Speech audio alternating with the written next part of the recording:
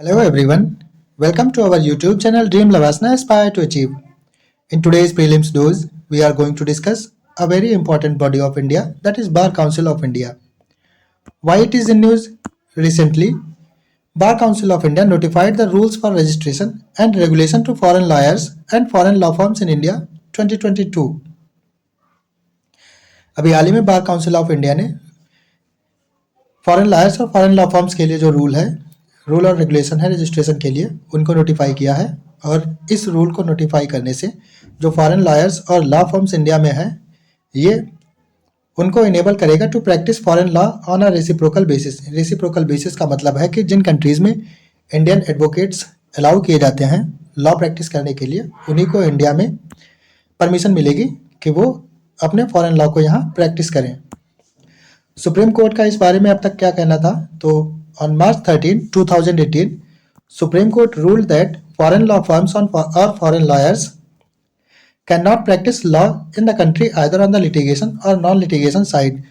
जो supreme court है उसने March 13, 2018 में एक रूलिंग दिया था, जिसमें उन्होंने बोला था कि जो फॉरेन लॉ फर्म्स हैं या फॉरेन लॉयर्स हैं, वो हमारे यहाँ लिटिगेशन या नॉन लिटिगेशन साइड, किसी भी साइड में लॉ को प्रैक्टिस नहीं कर सकते हैं।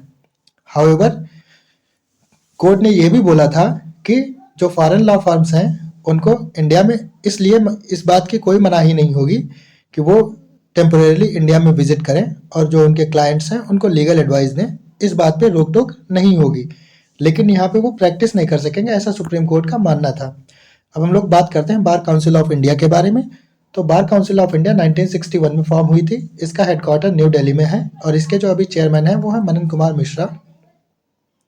ये एक स्टैट्यूटरी बॉडी है जो कि इस्टेब्लिश हुई थी under section 4 of advocate act 1961, और जो कि रेगुलेट करता है legal practice and legal education in India.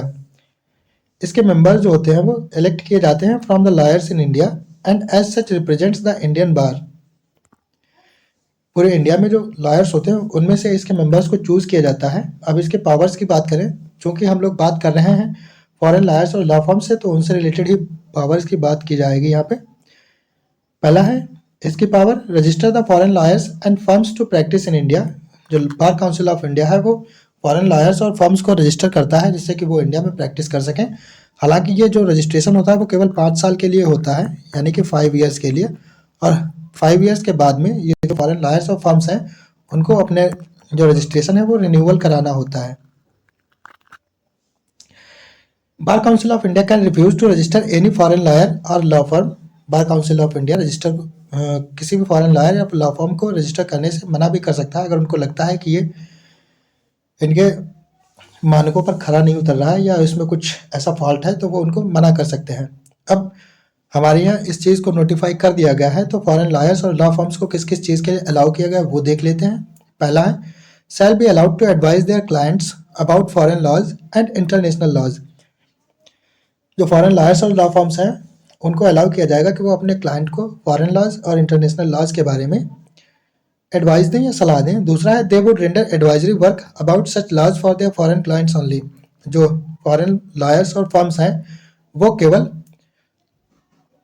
Foreign clients को ही सलाह दे सकेंगे, ना कि डोमेस्टिक क्लाइंट्स को, या इंडिया का कोई है वो उनको हायर कर ले तो वो उनके लिए एडवाइस नहीं दे सकेंगे। उनको इस चीज़ के लिए अलाउ नहीं किया गया है। अगला पॉइंट है, foreign lawyers and law firms shall be allowed to function in non litigation areas. पहले हमारे यहाँ सुप्रीम कोर्ट ने दोनों एरियाज बंद कर रखे थे, यानी कि नॉन लिटिगेशन और लिटिगेशन, लेकिन अब नॉन लिटिगेशन एरियाज में बार काउंसिल ऑफ इंडिया ने इनको अलाउ कर दिया है। Foreign lawyers and law firms shall not be allowed to appear in any court, tribunal, board, before any statutory और रेगुलेटरी अथॉरिटी और any forum legally entitled to take evidence on oath और having trappings of a court. जो foreign lawyers और law firms हैं उनको किसी भी court में अपीयर होने के लिए अलाउ नहीं है। कोई भी कोर्ट हो, ट्रिब्यूनल हो, बोर्ड हो या कोई स्टैट्यूटरी या रेगुलेटरी अथॉरिटी हो, कहीं भी इनको अपीयर होने की परमिशन नहीं है। Entry of foreign lawyers would be on a reciprocal basis only. Reciprocal के बारे में अभी बताया है, जहां हमारे इंडियन लॉयर्स अलाउ होंगे वही लोग यहाँ पे अलाउ होंगे, बस, और कोई नहीं।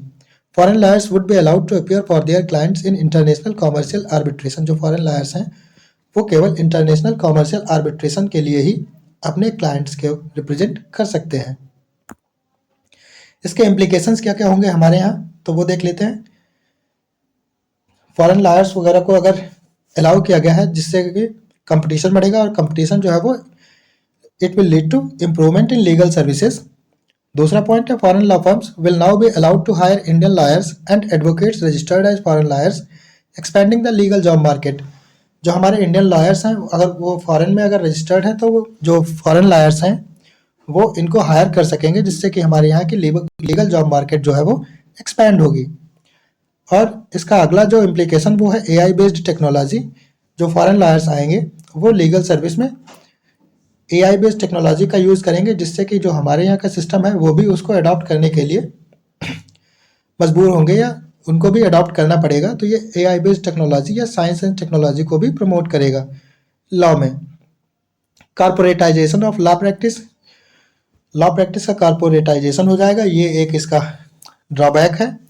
We will see more Indian lawyers going abroad and deserting the real need of India, defending and fighting for the rights of the poor. हम लोग ये भी देखेंगे कि जो हमारे यहाँ के लॉयर्स हैं वो बाहर ज़्यादा जाएंगे, जिससे कि जो हमारे यहाँ की रियल नीड है इंडिया की, यानी कि defending and fighting for the rights of the poor, ये गोल जो है वो पीछे छूट जाएगा। ये भी इसका एक डिसएडवांटेज है। उम्मीद है आप लोगों ने लेक्चर ध्यान से सुना होगा। तो चलिए अब एक एमसीक्यू सॉल्व कर लेते हैं, और एमसीक्यू आपके सामने है। Consider the following statement about rules for registration and regulation of foreign lawyers and foreign law firms in India 2022। Statement number 1, this will enable foreign lawyers and law firms to practice foreign law on reciprocal basis. ये जो notification आया है bar council of India की तरफ से, ये foreign lawyers और law firms को इंडिया में रेसिप्रोकल बेसिस पर फॉरेन लॉ को प्रैक्टिस करने की आज़ादी देगा उनको। दूसरा स्टेटमेंट जो है वो, they would render advisory work about such laws for their foreign and Indian clients. जो फॉरेन लॉयर्स और लॉ फर्म्स होंगे वो इंडियन और फॉरेन दोनों क्लाइंट्स को अपनी एडवाइस दे सकेंगे। तीसरा स्टेटमेंट है, it will lead to improvement in legal service but at the same time it will desert the real need of India, that is defending and fighting for the rights of the poor. Select the correct option from the following. Option A, only one statement is correct. Option B, only two statements are correct. Option C, all statements are correct.